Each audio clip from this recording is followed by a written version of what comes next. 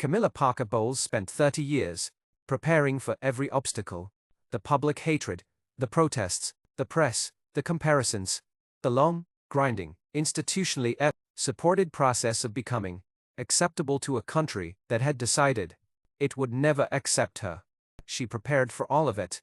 She prepared for William's grief, for his complicated feelings, for the formal, managed, publicly invisible tension of a stepson who would never fully be warm. What she did not prepare for, what nobody who watched this story from the outside could have predicted, was the specific man William became. Not just a grieving son, not just a future king with complicated feelings about his father's second wife, but the man Diana built, deliberately, intentionally, with the full awareness of someone who knew she might not have as much time as she deserved.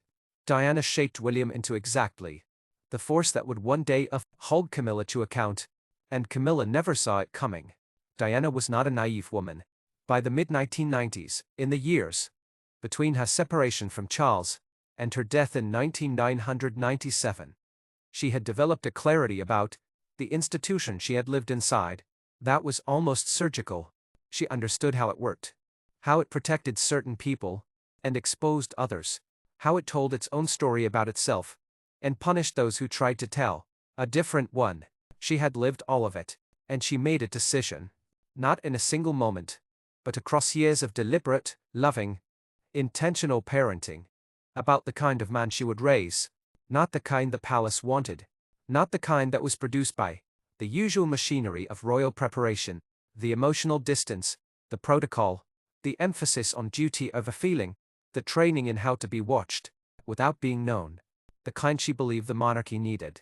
Someone who could feel, who could sit with a dying person and not look for the exit, who could walk into a room full of people the institution would rather ignore and make them feel seen. Someone who understood that real power is not the power of titles or protocol or institutional position. It is the power of knowing who you are and refusing to let anyone take that from you. Diana put all of that into William, year by year, conversation by conversation, in the choices she made about his childhood, and the experiences she gave him, and the things she said to him, in the quiet moments that mothers and sons have that the world never sees. Here is the specific thing Diana taught William about power that the palace never wanted him to know. Power is not given. It is built. And it is built not through the accumulation of titles and position and institutional support, though those things matter. It is built through the accumulation of truth, of knowing what actually happened, of having the records, the documents, the specific, sourced, undeniable account of events that the official version does not contain.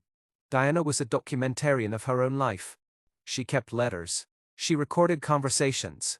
She trusted her truth to people she loved and believed. She did not do this randomly. She did it because she understood, with the clarity of someone who had been inside the machine and felt it try to grind her down. That truth, once preserved, cannot be permanently destroyed.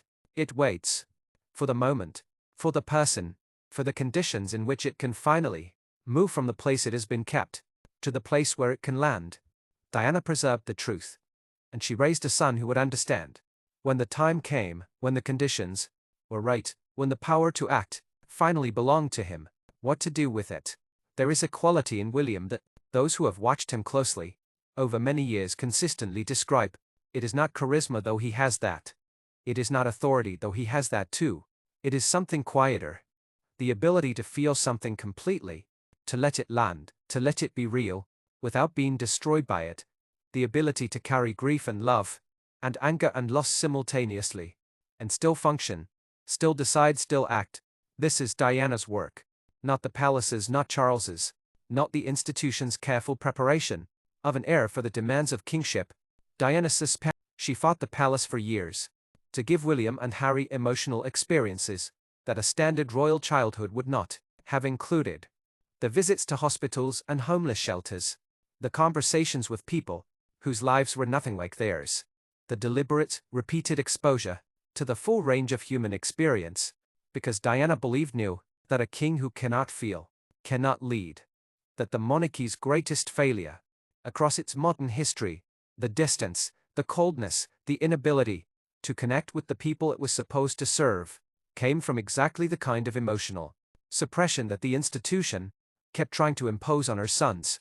She fought it every year, in every choice she made about how to raise them, and she won. The evidence is William.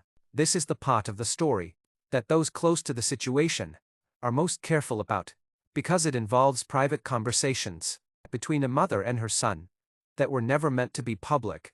But enough has emerged through the people Diana trusted, through the documents she preserved, through the careful piecing together of what William knew, and when he knew it, to understand the broad shape of what Diana communicated.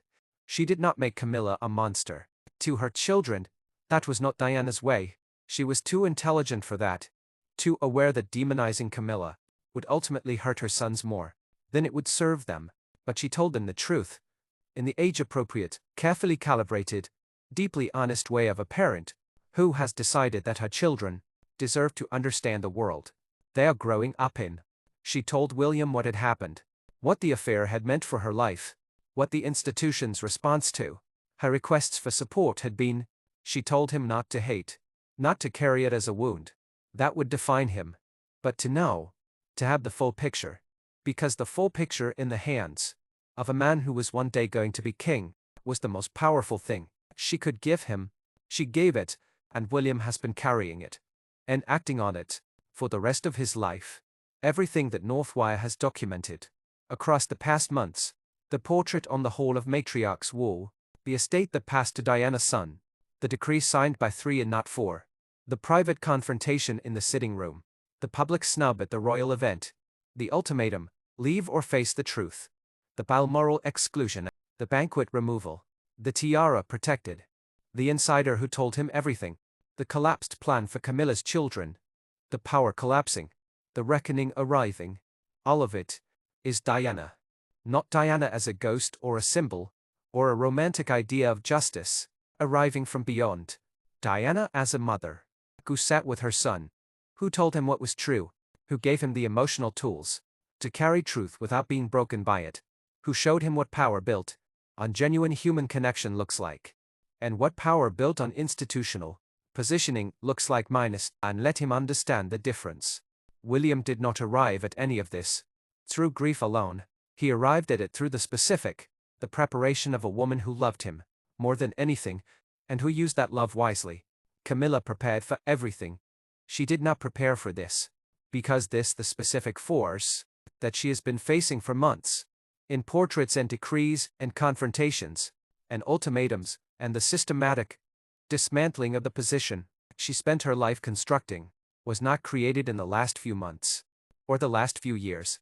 It was created across the decade that Diana had with William before she died, in kitchens and hospital corridors, in the backseats of cars, and the quiet conversations that happen between mothers and sons when nobody else is there, in the values she gave him, the emotional intelligence she built into him, the truth she preserved for him, the love she put into him, so completely, so permanently, that 27 years later, it is still moving through the world, in the form of every decision he makes.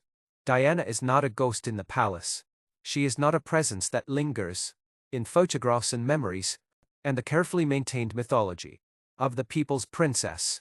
She is an architect who built a man, who built him specifically, with the intuition of someone who could see further than the moment, to be exactly the force that justice required.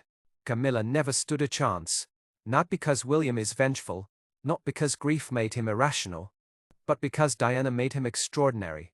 And extraordinary, in the end, is always more powerful than patient. Drop a comment. What is the single most important thing Diana gave William that has shaped who he is today? I want to hear from you. New video tomorrow. Same time. See you then.